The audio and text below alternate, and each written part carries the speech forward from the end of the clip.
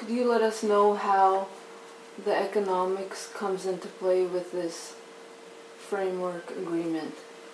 Yeah, this reconciliation framework agreement, I think, to a certain extent, is really playing on the poverty of our communities in understanding basically what access and benefits really mean in terms of our decision-making power.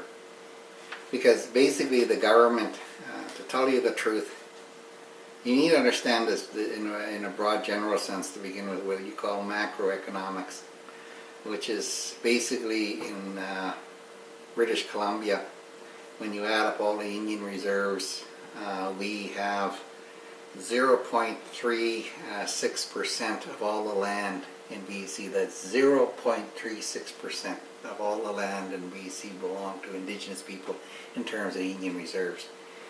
That means that the province of British Columbia has 99.64% of all the land, okay?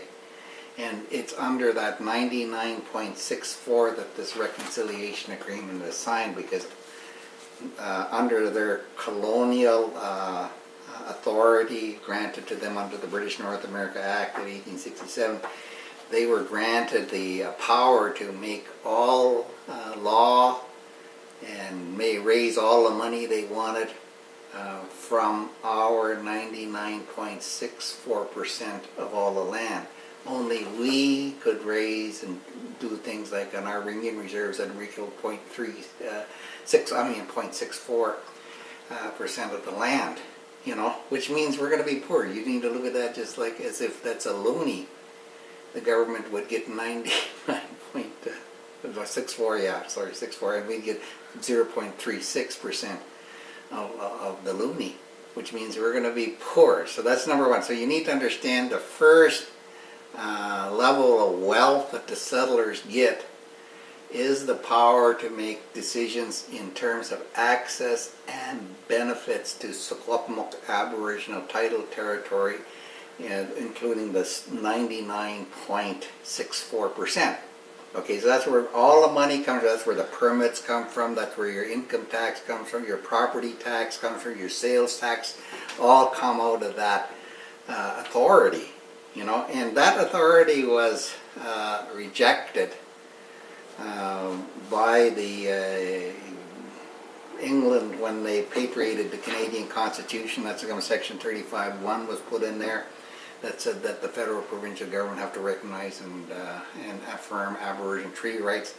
That's what the Supreme Court of Canada said when Delgamuukw decision came in and said that they had to recognize our Aboriginal title to our unsettled Aboriginal territory, which is even right here where we're standing, up here in towards Sahali.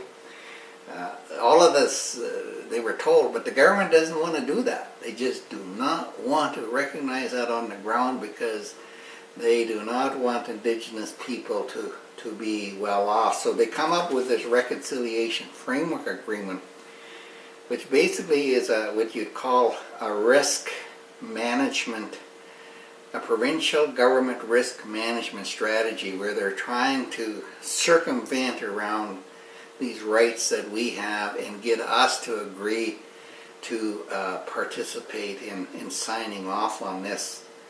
And what do we get out of this financially, you're asking? One thing that we're supposed to get out of it is $700,000 in order basically to manage this process. Like, I don't know if you have any idea of how much it costs to run the Shuswap Nation Tribal Council or how much it costs to run an Indian band, but I can tell you it's in and around $700,000 just to run the operations. I mean, that's not to run programs and services or give people any benefits from that office. It's just to pay the salaries, the rent, the telephone, and all that. So what the bands are getting from the government is $700,000 to run the Secwepemc Reconciliation Framework Agreement, just administer it. And even then, I would argue that it's quite possible that you're going to go in a hole at $700,000 if you're really going to really negotiate on things like wildlife and stuff like that. Because if you're going to really negotiate on every one of these matrix items, it's going to cost you more. You know what I mean? The easiest thing to do, and this is the real problem with a proposal like this, is as you run out of the money at the end of the year, you can't pay your staff to do overtime or to chase down on some of these ideas. So what you're going to wind up doing is approving it, because it's cheaper to approve it and just let it slide through as opposed to fight it, and it would cost more than the $700,000. The other thing that it's doing in here is talking not really about resource revenue sharing in the real, I guess, government to government type relationship in resource revenue sharing. What they're talking about is that Indigenous bands will get a bigger cut of the existing stumpage rate in that the provinces presently, I guess, in some bands, or they're sharing with some of the bands, but it'll just be an increase of that. But that doesn't recognize Aboriginal title and rights for those things, and that kind of resource revenue sharing, because it's not based on recognition of our Aboriginal treaty rights, can be lost. Like when I look at an agreement like this, I look at an agreement like this and I ask myself, well, how is this going to benefit my grandchildren right now? And if I can't see a way it can benefit my grandchildren right now, I'm not for it. Simple as that, because I know this agreement is going to serve the grandchildren of the provincial government really well, because what it's doing is it's maintaining this status quo where the province maintains the power and we don't have any power. It recognizes that the provincial government can carry on a business as usual strategy in our territory, but it doesn't recognize the Aboriginal and Secwepemc Aboriginal treaty rights of my grandchildren in my territory. You know, so it's totally lopsided. It doesn't do anything. So monetarily, it's the $700,000, and it's a reconfigure. I guess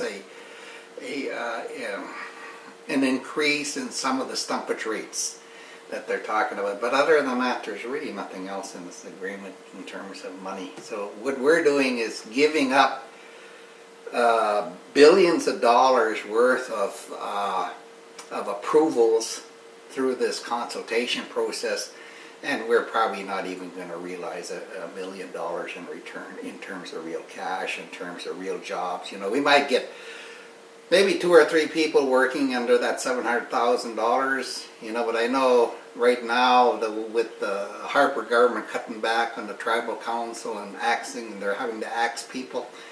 You know, there's going to be a big flurry for people for trying to get these jobs, and that's what the government's really depending on right here, is that kind of using our poverty against us. That's what they're doing in this.